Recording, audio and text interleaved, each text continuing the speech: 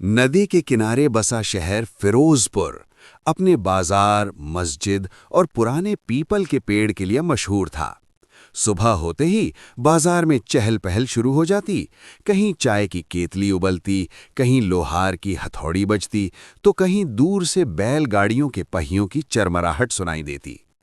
इसी बाजार के बीचों बीच अनाज की सबसे बड़ी दुकान थी, जिस पर मोटे सुनहरे अक्षरों में लिखा था, सेठ गयासुद्दीन एंड सन्स। सेठ गयासुद्दीन लंबा, मजबूत कदकाठी का आदमी था।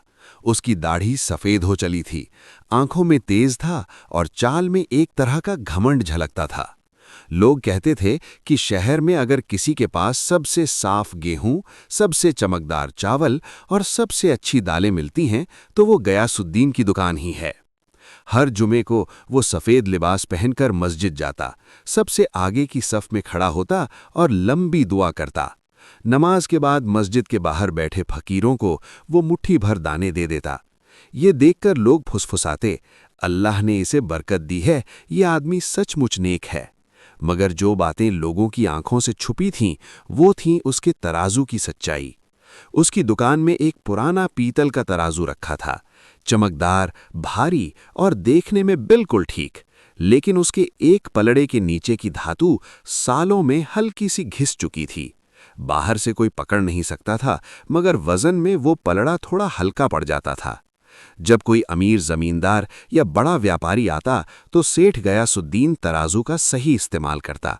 वो बड़े बड़े बोरों में अनाज भरता, मुस्कुराता और कहता, हम तो ईमान से काम करते हैं हुजूर। लेकिन जब कोई गरीब किसान आता, धूल से सना हुआ, फटे कपड़े पहने, हाथों में खुरदुरी पोटली लिए, तब सेठ की नीयत बदल जाती।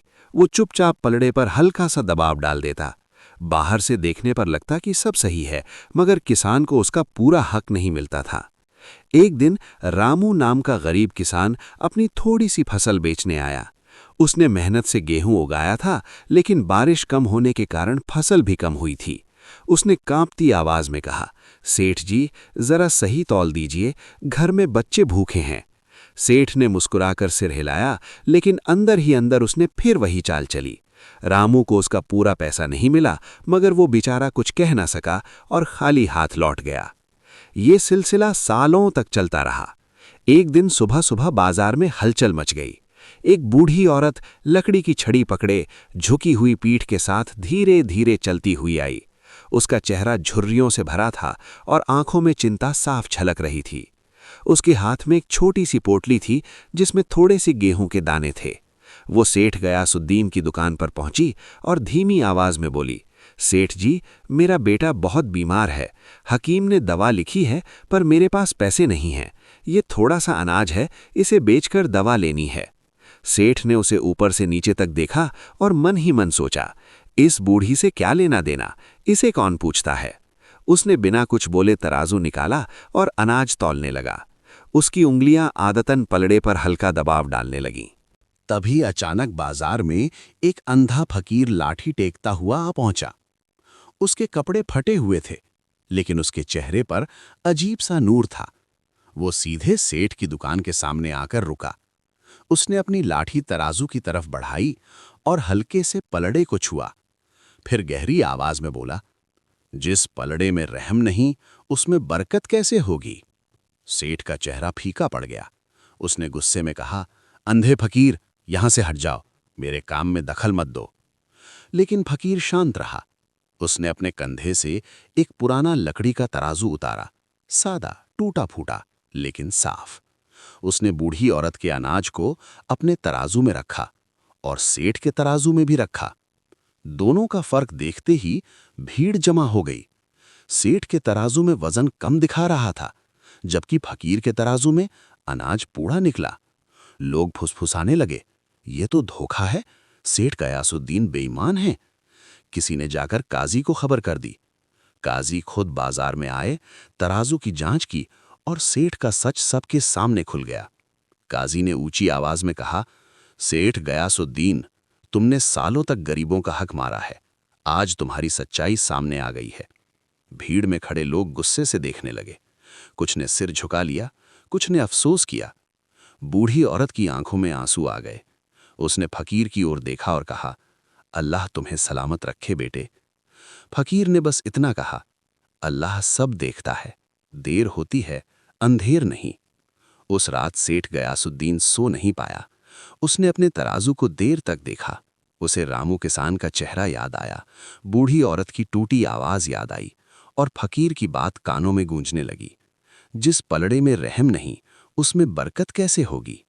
सुबह होते ही उसने अपनी दुकान बंद कर दी। लोग हैरान थे, इतनी बड़ी दुकान और अचानक बंद। अगले दिन उसने नई तख्ती लगवाई, आज से पलड़ा बराबर। उसने नया तराजू रखा और हर ग्राहक को पूरा हक देना शुरू किया। पहले कुछ हफ्तों में उसकी बिक्री सचमुच कम हो गई। अमीर व्यापारी दूसरी दुकानों पर जाने लगे, क्योंकि वहां उन्हें थोड़ा फायदा मिल जाता था। मगर धीरे धीरे कुछ बदलने लगा। गरीब किसान, मजदूर और छोटे व्यापारी उसके दुकान पर आने लगे। वे कहते, ये वही सेठ है जो अब इंसाफ से तौलता है। सेठ गयासुद्दीन का चेहरा भी बदलने लगा। पहले जहां हमेशा लालच और कठोरता दिखती थी, अब वहां सुकून और शांति झलकने लगी। एक शाम वही अंधा फकीर फिर बाजार में आया। उसने सेठ की दुकान के सामने रुककर कहा, देखा सेठ, छोटा पलड़ा था मगर हिसाब बहुत बड़ा था। सेठ ने झुककर सलाम किया और कहा, तुमने मुझे जगाया फकीर, अल्लाह तुम्हें इसका अज्र देगा। महीनों बाद लोग कहते थे, सेठ गयासुद्दीन जो बिक्री पहले से कम है, मगर उसके चेहरे का सुकून हमने पहले कभी नहीं देखा।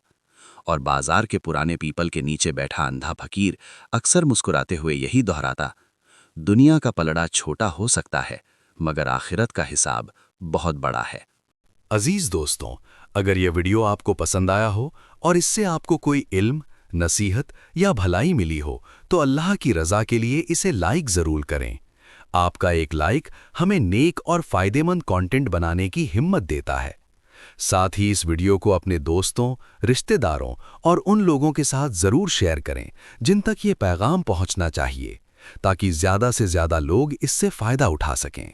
याद रखें, नेक बात फैलाना भी सदका है।